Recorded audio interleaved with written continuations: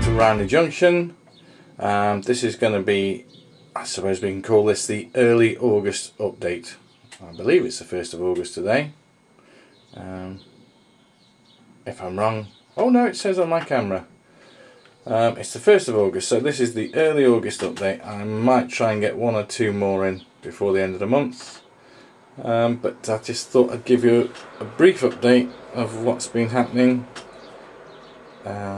Basic scenery really. And when I say scenery, the merest basics of scenery. I have weathered this with some powders, weathered the station, so it just looks a bit dirtier, a bit grimier, a bit more used. I think it looks quite nice. I might put a little bit of green weathering powder at the bottom to simulate maybe moss, maybe down by the drain pipes. Something to think about. But yeah, I'm quite happy with it. What else have I been doing? Oh, by the way, I'm filming this on a new camera that I bought. It's not an HD one. It's just a cheap little JVC eBay purchase. Just to allow me to do a bit more smooth videoing it. And also I can attach it to a tripod, so it might help in future. I'm doing static run-bys filming. So this is what I've been doing, and it's basically, first of all, weathering the track around here. It's already been ballasted, and then I don't know if you can see there is a change in ballast colour. I can never get a very matching ballast colour, so I'm now using Woodland Scenics grey blend with a bit of buff, a tiny bit of black cinders, and a little bit of medium brown ballast. It's all a medium size. It's the one I think I like the best. So I've ballasted around to here, and that's where it stops, just there where the underlay is for the gradient. And I've also track weathered it with a mix of Humbrol weathering powders, smoke and dark earth, just to make up some track grime. Brushed it round by hand and then sealed it with some I can't even see that. You'll have to bear with me while I get used to where everything is on this camera. Firm hold hairspray, it does the job. Seeing as I've got no hair, it's only good for one thing, and that is sealing the ballast and the weathering. So that's where I've got up to there. I think the next thing to do is down here, round that back stretch. You can see where it starts again there. Yeah. Oh, I've also weathered the track around here that hadn't been weathered. So I've weathered the track round there. There's my nice Patriot. The Patriot, I took that sound decoder out. It wasn't working for me. I don't know if any of you have viewed the previous videos where I installed that and was having trouble with it. So I've taken it out and put the old TCS decoder back in it, and it runs like a gem.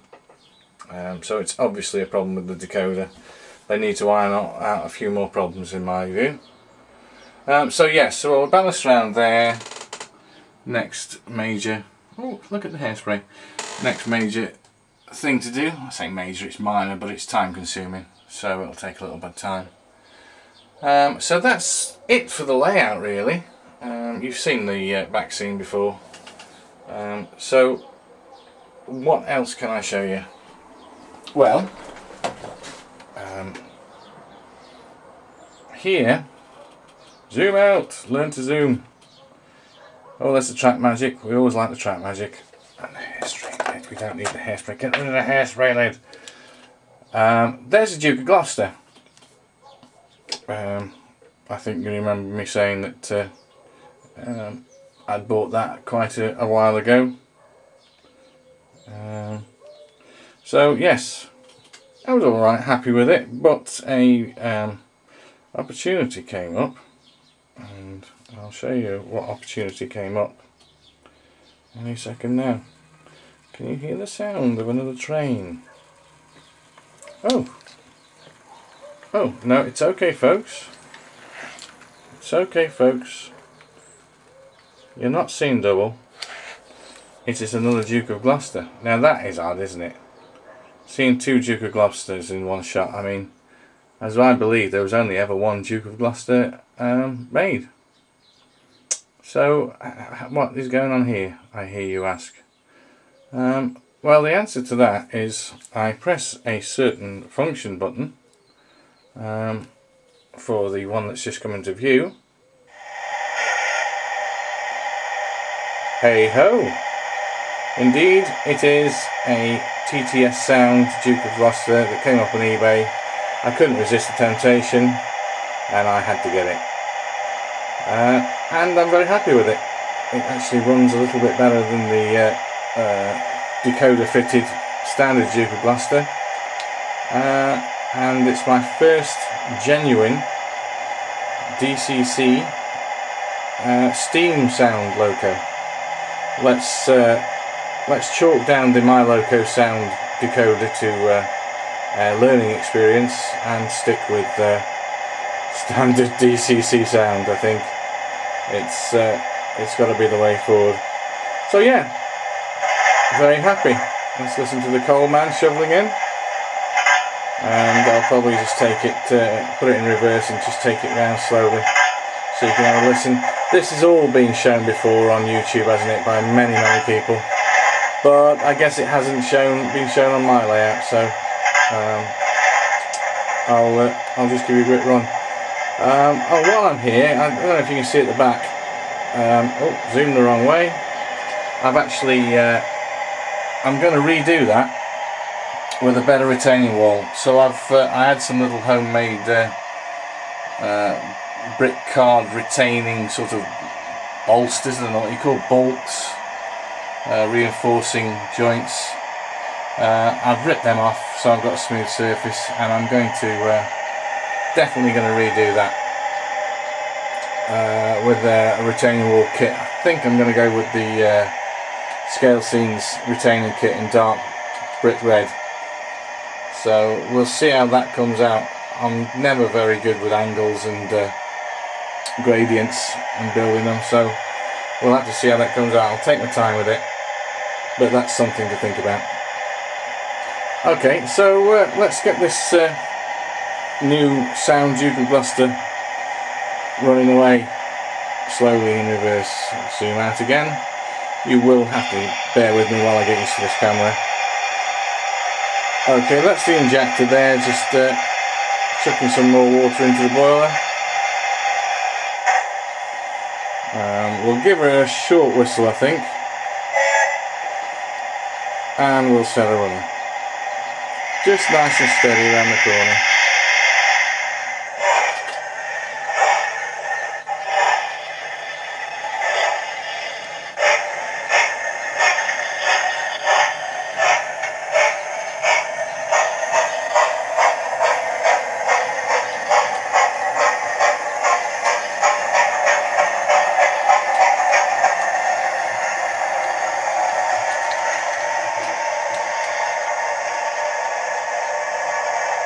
You see, she runs quite nicely.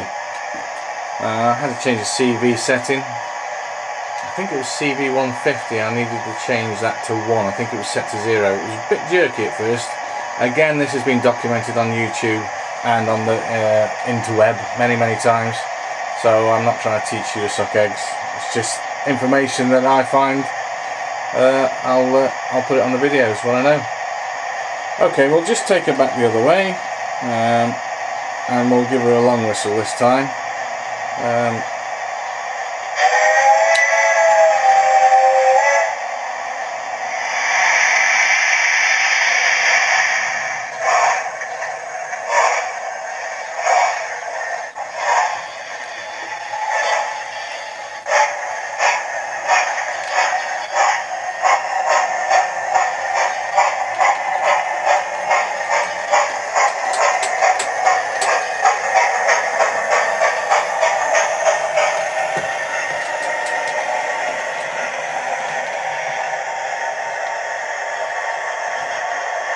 So yeah, very happy. If you compare the two, they're identical.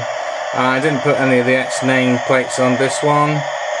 I can't see much difference at all in the two locos. Possibly that one has got a slightly cleaner. Is that the valve gear? And this one is slightly dirty, which actually looks a little bit more realistic. So yeah, I'll turn her off now. Very happy with that. That's a nice little addition, and she's a good runner. So I'll certainly be showing more of that on the layout in running sessions in the future. So that is where we more or less are with regards to the layout. What I'm going to do, I'm just going to come down from the loft and show you a little bit of work I've been doing with some old locos that are surplus to requirements and are actually going on eBay, but I thought I'd have a play around with weathering. So I'll just give you a quick look at some of the weathering I've done on a couple of locos, one diesel, one steam, and you can let me know what you think. Obviously I can't show you now what the process I did, but I can describe it, and it might be useful to you. I found it fairly easy to do, a little bit time consuming, you've got to take your time with it, but it's not too bad. So we'll leave this one now, so I'll say goodbye from Ranelagh Junction as I remove some polystyrene, it seems, from the layout. I don't know where that's gone from. Oh dear, it must be my eager on packaging of things, or it could be fluff. I mean, the wife came up here while I was away working and decided to clean the windows and do all sorts of cleaning, so I came back to a load of debris on the floor that I had to hoover up, but the windows are clean. I couldn't be bothered. Who needs clean windows? I'm trying to go for that 1950s look before the Clean Air Act. Right, I will leave you now and go downstairs and show you this weathering that I've done. Alright, I'll catch you in a second or two. Alright, so I bought this loco almost when I first started up the layout. It was a second-hand purchase off eBay. It was old and cheap, and I didn't know much about locos, and it's a Triang Princess Elizabeth, and I thought, okay, well, I might be able to convert it to DCC because that's what I'd gone for in the first instance, but it didn't work out, and I possibly fried the motor whilst trying to test it on a Hornby Select where you can run DC locos on a DCC system. It started smoking, so I took it off the track quickly and just left it and put it in a drawer. So the other day I was thinking about weathering locos, and I don't want to weather any of my new locos until I've learned some techniques. Well, newer locos. I mean, I'd like to start with the 4F. And I looked at quite a few videos on YouTube of archive footage, and what struck me was how dirty and mucky, sooty the steam locos were in the even in the late 50s and 60s. I do apologise, that was a phone call that needed to be taken. Ha! I'm back. Yes, I was saying that they'd lost their gloss and their shine, and in some cases their prestige. They're quite sad viewing, those old videos, cine footage, especially when you see a steam loco towing 2 or 3 other steam locos to the scrapyard. Ah, bygone era. Anyway, I thought I'd have a go at weathering, and so what I used was some Life Colour. I think it's a set called the Life Colour LP05 Train Pigment Weathering Set. I can't remember what it's called, but I might take a video of it and show you what it looks like at some point. And so I applied some soot and frame dirt to the soot to the top, frame dirt to the bottom. Then sealed it, and then applied some. I don't know if you can zoom in here. Let's have a look. Just some rust knock, rust oxide, iron oxide rust weathering powder, and some ash weathering powder all over it, and also detailing where I thought there might be some areas where they would have we'd have had water calcifying. So yeah, and I'm fairly happy with it. It looks a lot. It's meant to look old. It's meant to look battered. It's on eBay already. I don't care what I get for it, as long as I get to the postage, which I will do. People can have it for whatever they think it's worth. But as an exercise for me to learn how to, I'll turn it around now, look at the other side, to learn how to weather, I'm quite happy with the results. Just actually putting the ash over it seems to dull it down quite nicely. Oh, and I forgot to say, with each application of a weathering powder or pigment, I would seal it with Humbrol acrylic matte varnish, just so I didn't get any bleed of the previous layer. So yeah, it's I quite like it. I like what it looks like. I don't know if the camera can do it justice, but yes, I'm very pleased with it. So oh dear, you can tell it's an old triangle. Look at that coupling, goodness me. Yeah, so I'm fairly happy with the results of that. So I'll just stop this a second and then show you the other loco. So this is my other weathering project. This is a main line. I think it's the Manchester Regiment, class 45, BR green, and I picked this up again off eBay fairly cheaply with the mind to convert it to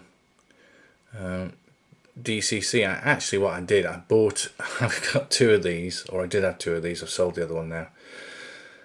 This one had a broken buffer beam one side, and the other side I took off because there was one buffer beam missing, so I was going to do some kind of DIY project to actually attach new buffer beams, but it was actually cheaper in the long run, as far as I could see, to actually go and get another mainline loco, take the body off that and put it on my already DCC converted City of Manchester Regiment class 45 I already had.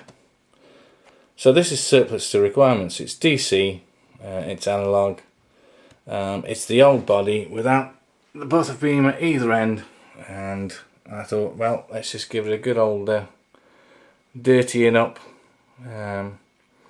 Again, the same process, pigments and powders. More pigments on this one, so I went for some frame dirt on the bogies, and then some brake dust pigment on the bogies, and on the undercarriage, and then over the top I did a wash of soot, and then augmented that, so the exhaust there and around the fan grill I put a little bit of Humbrol smoke weathering powder.